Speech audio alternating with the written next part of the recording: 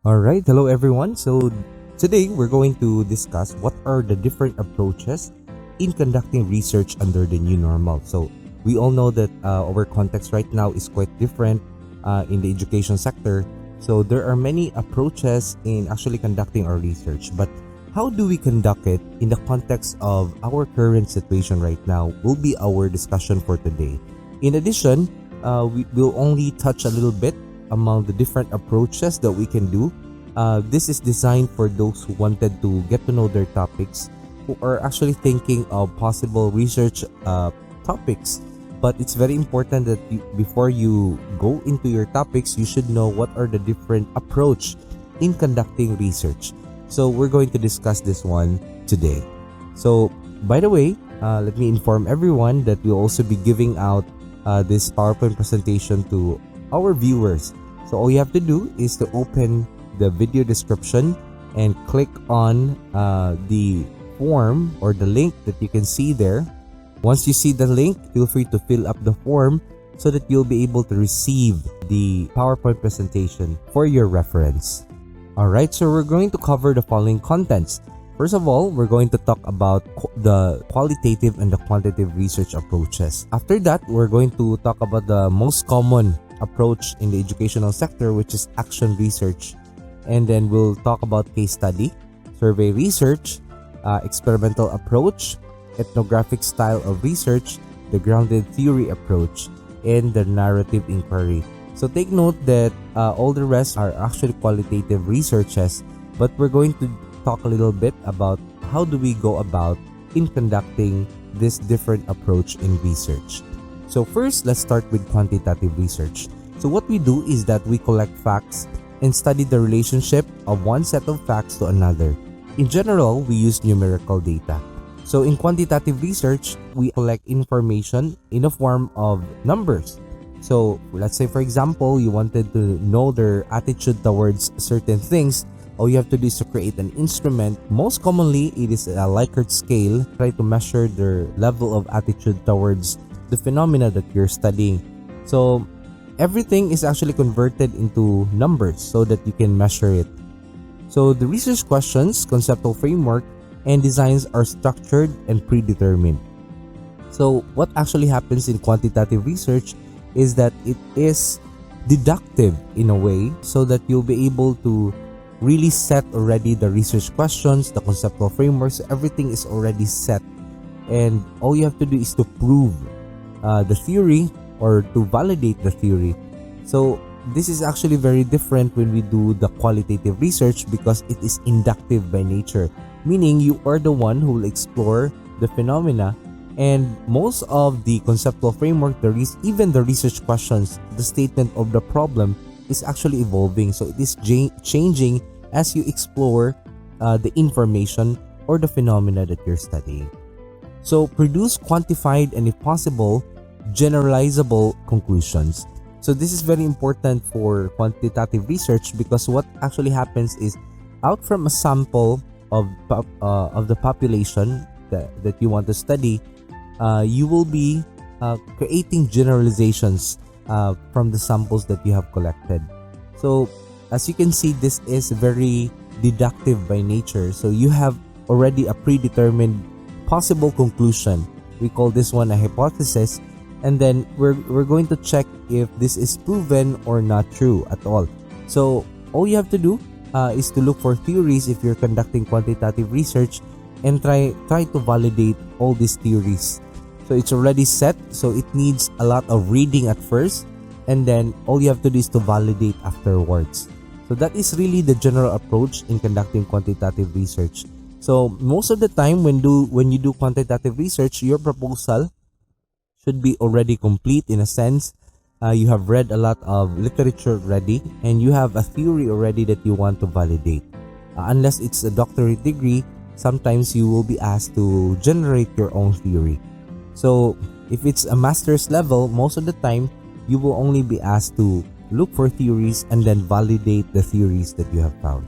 So in quantitative research, you can conduct interviews through Google Forms and Google Documents. you can actually make use of Google Forms. We'll have a detailed discussion. We'll be uploading videos regarding how to conduct research using Google Forms. So this is a form of data collection in research, and you can use actually Google Forms for collecting information. And then you can also utilize Google Documents, pivot tables for data analysis. Then you can also use SPSS and Minitab. So there are a lot of videos in YouTube regarding this one, and it's really very good. These tools are very useful, especially under the new normal. Especially if you're gathering a lot of information from the internet, and you can easily send the Google form link to many respondents. So in order for you to really make use of the information and to try to see more insights from the data, you can use these platforms. For qualitative research, it is more concerned to understanding perceptions of the world. So this is quite different from quantitative research a while ago. So in qualitative research, it's more about how you see the world. So it's more on the perception. So it's not really very rigid in a sense, but it allows you to have more insights, deeper exploration of the information, and what is really the context and the situation of the social phenomena that you're exploring. It doubts whether social facts exist and have issues in using scientific approach in dealing with social phenomena. So please take note that when we are in the education sector, our approach is really more of the social context. So when you say social, it deals with people. So people are very unpredictable beings. You know, leadership, managing people, managing learning, how do people learn? These are very abstract concepts, and at the same time, they are very complex. So it doesn't take really a very rigid experimental study for you to really understand that, because you cannot control all variables. It is very multi-factorial, and there are many factors that you need to consider. The human mind alone can change every now and then. So when you study a social phenomena, you cannot take a very rigid approach. So that's why qualitative research was born. So when you conduct qualitative research, this allows you to really explore a social phenomena and then go and explore deep enough to understand the context, the situation, the whys, the how. So that is really more of why qualitative research was born. Okay, it's because of, how confusing human beings are. So typically has research questions and methods that are more general at the start and become more focused as the study progresses. So this is a very important point, especially for those who are trying to propose a research study. As one of a research panelist at the same time, what we do always is that if it's a qualitative research, we understand that the questions, the frameworks are actually evolving. So basically, when you do your proposal, we will understand if the questions are general in a sense that allows you to explore the data first. Typically, when you do your proposal, it is more of general and it's not really very specific in a sense. And we expect that when you conduct your study already, you'll be able to really focus on the research questions deeper, and then you'll have a better and more detailed framework afterwards as you explore the information more.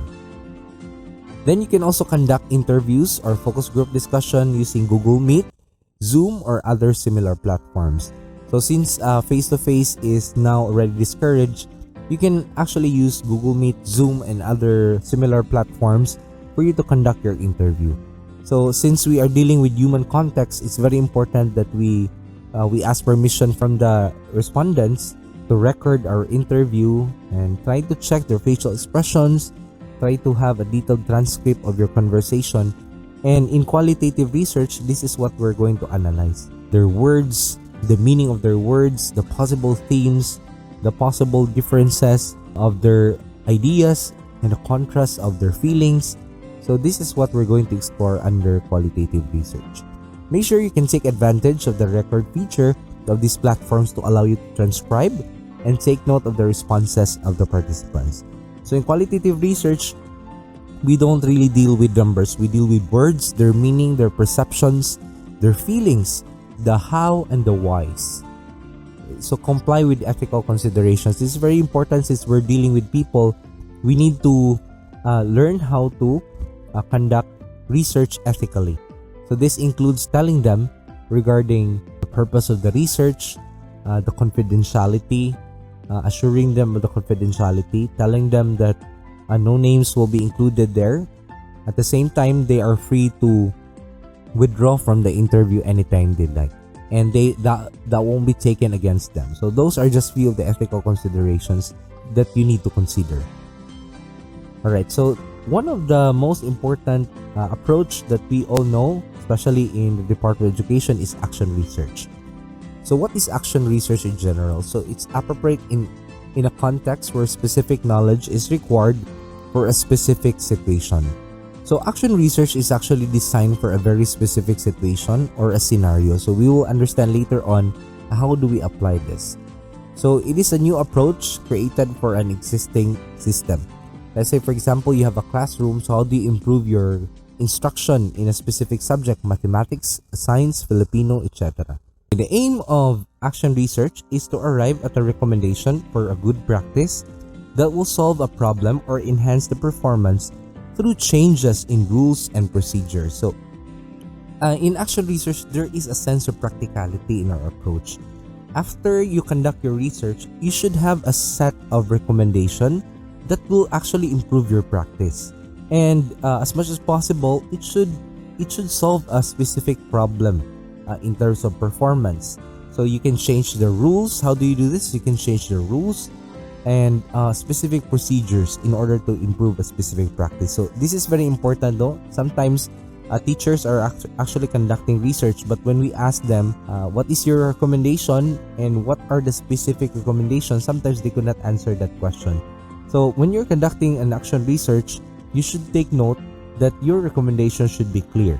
And is there a change in rules or procedures in the workflow as you try to improve specific practice in a specific context? Let's say for example, you're doing action research in mathematics. So how do you improve the students' love for mathematics? After that, after conducting your action research, you should have evidence that your approach and the rules and procedures that you're proposing is actually effective. Okay, so you can actually do this using information and data out from your respondents. So useful questions to ask when conducting action research: can I improve my practice so that it is more effective? So you need to ask that question. How can I improve my understanding of the practice? How can I use my knowledge and influence to improve the situation? So you should have a plan as to how you're going to convince your people or other people for the department that this is a better practice compared to the previous practice that you have been doing. Does not end by mere collection of data, but continuous process of research until the desirable change is achieved. So I can't emphasize this enough, because sometimes when they conduct research, they stop in one phase of collection of data. And then if they don't see any improvement, they stop.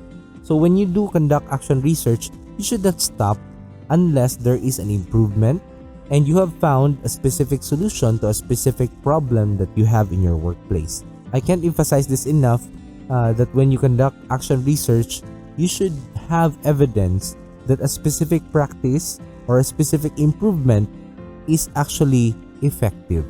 And if possible, you should have a proposal or an ongoing action plan as to how you're going to disseminate and at the same time improve the practice in your workplace. So the next approach is what you call case study. So this is a little bit different approach, because this is more specific in a way that you look for a particular topic or a phenomena of interest or a person of interest. So there is a lot of focus when you conduct case study. Instead of really getting a sample out from a population, you choose a very specific member of the population, study its case, and try to deeply and explore the phenomena that is happening inside. So point of caution: it is hard sometimes to identify the beginning or end of the case. Others may take few months to complete, other would take years to complete. So this is one of the struggles of case study, no?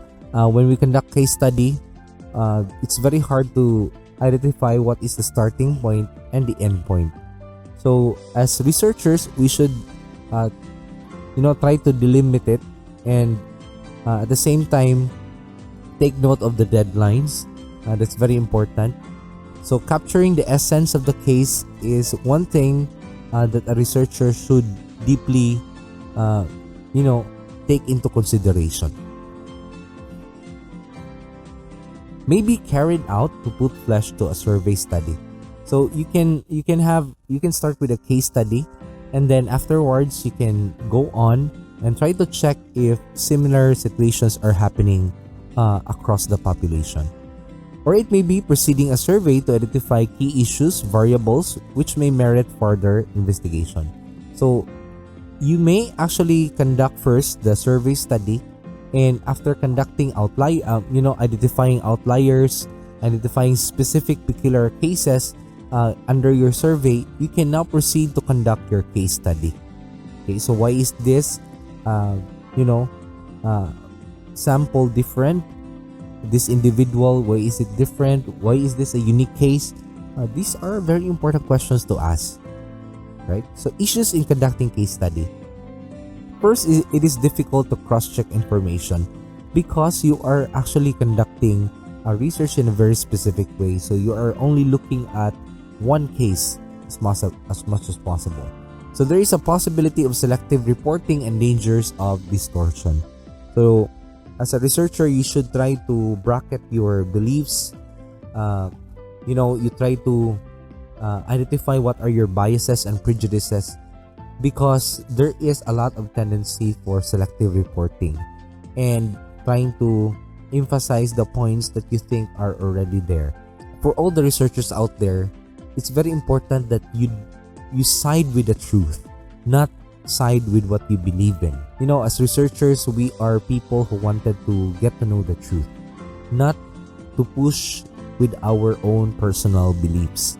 I usually call this the researcher's mindset. So when you have a researcher's mindset, you should only seek for what is reality. Okay, so just to avoid what you call distortion and selective reporting. So generalization is not possible. So since you are already very focused on one case, you cannot generalize what you have gathered from one case to the whole population. So that is why you can proceed to conduct a survey research afterwards, or you can actually conduct more additional research after that, so that you can make your conclusions or your findings will be more generalizable after that. According to Bassey 1981, when you conduct a case study, it is more about relatability rather than generalizability. So when you conduct this one, it's more about the individuals being able to relate to what you are studying instead of having it generalized to the whole population. So survey research. So it is designed to collect information regarding demographic characteristics, social environment, activities, opinions, attitudes of some group of people. This is more about taking a sample from the population and then making your own conclusions out from the sample and try to relate it to the general population. Great care should be taken to ensure that the sample population is truly representative. Remember that you are taking a very small sample from the population, a pertinent sample, and then you're making conclusions out for the population out from the sample. So you should try to take note that the principles of representative sampling should be followed. So when you collect samples, it should be randomized as much as possible. Equal representation among different sectors, different classifications under the population should be considered. Then the goal is to obtain answers to the same questions from a large number of individuals to enable the research to describe the features of the population. Right? So again, take note that you are making conclusions from a sample that you have taken. So let's say, for example, you're studying all the senior high learners, you're just interviewing or getting information from a little sample from the senior high students. And then you're trying to make a conclusion out from for the whole population, the information you've taken is out from the sample you have taken from the whole population. Okay, so this is the limitation of survey research. So it can actually answer the what, the where, the when, and how, but it finds it hard to answer the whys. Okay, even the how sometimes is very hard to answer under survey research. Okay, although you can actually predetermine them by conducting case studies first, but most of the time it's very hard to answer the whys and the hows. So these are the major limitations of survey research. Then let's proceed to the experimental style. So this is relatively easy to in other physical phenomena or measurable phenomena. It's quite easy to really set up. However, if you're dealing with people, this is quite another story, because it's very hard to keep all variables constant in a social research. So let's say, for example, you have two groups here. We usually call this one the FAIR test. So the two groups that we have here are actually these are two setups or two groups. So we usually call the other one the experimental setup, the other one the control group. So basically what we do as researchers is that we keep everything equal for both parts except for one thing. And that one thing is actually called the independent variable. So that's the variable that you actually change. That's the only thing that is different from the two. And then afterwards, you try to measure what are the effects of this difference between the two variables. So that difference will actually be attributed to the only factor that you have changed, or the only variable that you have changed, thus establishing a possible causal relationship between the variables. So that is basically what we do in experimental research. But remember, in a social phenomena, it's very complex, and at the same time, human beings are actually very complex beings. So there are a lot of factors that may come in, emotions, deep-seated feelings that are inside that might actually influence the behavior of the person. So that's the reason why when you are conducting experimental research for social phenomena, it's very hard to conduct.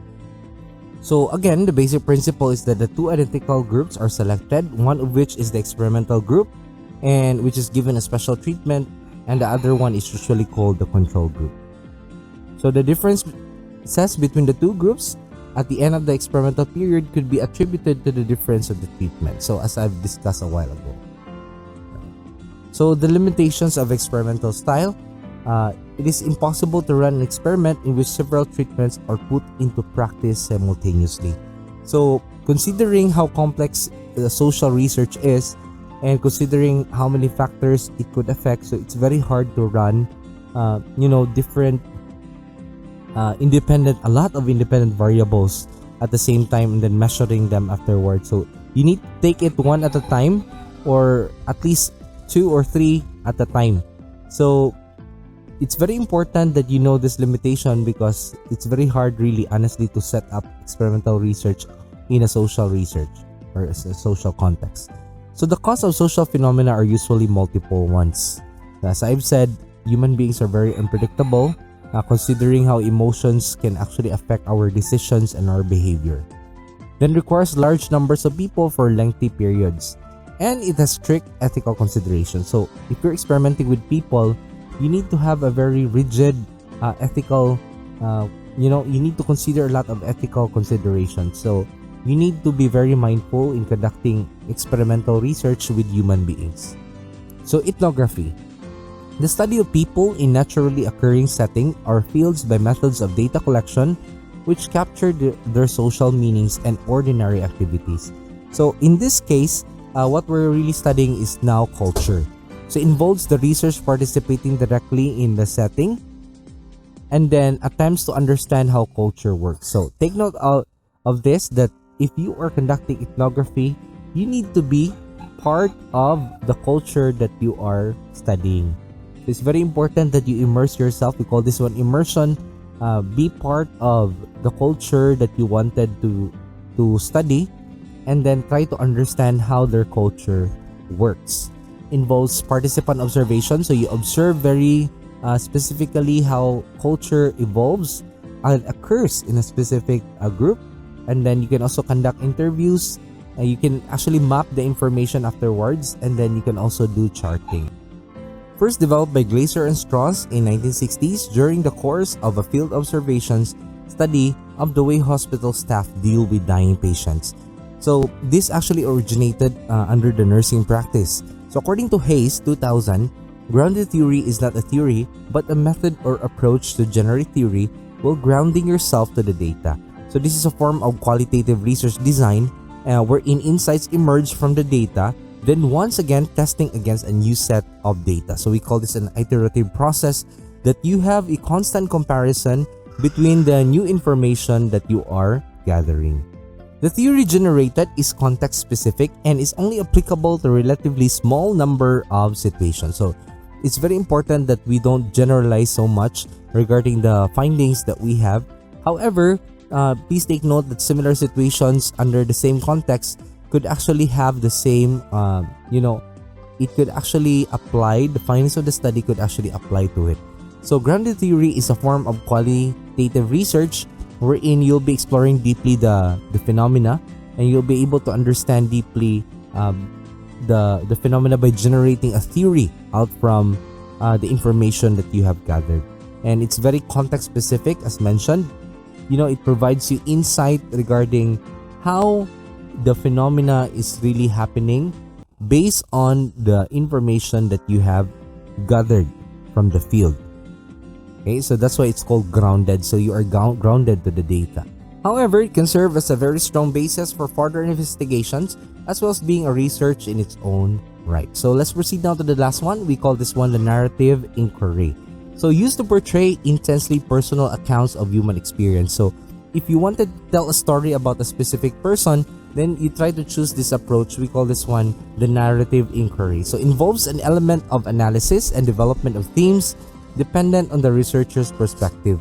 So you try to narrate back the story or the situation of a person, and that is now what you call a narrative inquiry. So data collection under this approach requires the researcher to allow the storyteller to structure the conversation with the researcher asking follow-up questions. So if you wanted to tell a story of another person and that story is actually a very a very interesting phenomena, so you can actually conduct narrative inquiry. So the question now is, what approach will you use? So it actually depends on you. Okay, so in what interests you?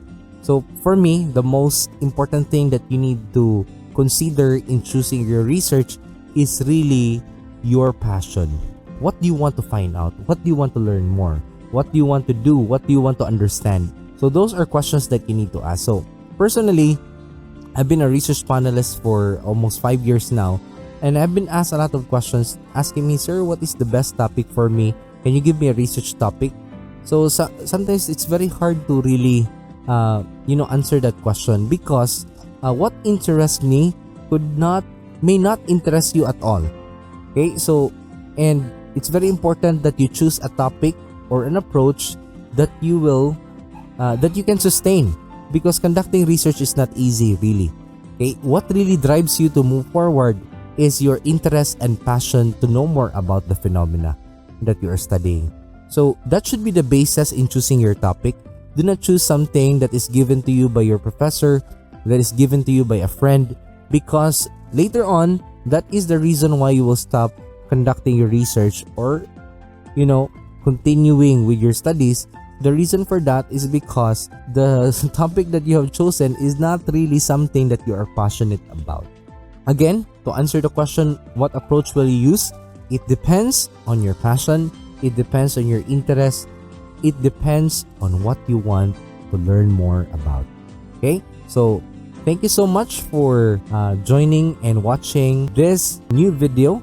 So, again, feel free to click on the description box. Feel free to fill in the link so that you'll be able to download PowerPoint presentation. You are free. I'm giving you the authority to use this one. Share it to as many teachers, to many learners that you want. For me, information should be free. Information should be open to everyone. Thank you so much for subscribing and being part of this channel. May God bless you.